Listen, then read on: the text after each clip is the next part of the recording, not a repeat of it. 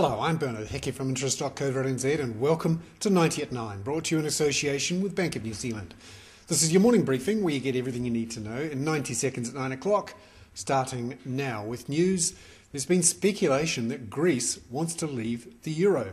A report in Der Spiegel, a German magazine, hit markets late on Friday, with talks apparently between Greek officials and German officials about Greece leaving the euro. Now, it turned out these talks were largely about Greece not being able to service its debt, and both Greek and German officials denied the reports, but it certainly scared everyone. Default of Greek debt is inevitable, unless there's some sort of restructuring. Remember, much of this debt is in euros, and if Greece was to leave the euro, it essentially wouldn't be able to service that debt.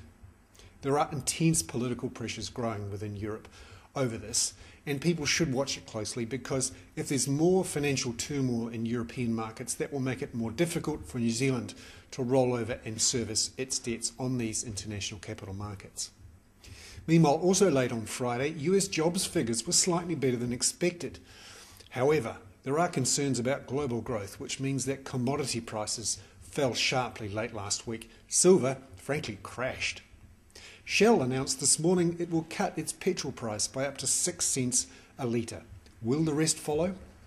Also up this week, the Reserve Bank will release its financial stability report and is expected to change rules on rural lending, which may make it more expensive for farmers to roll over and take out new debt.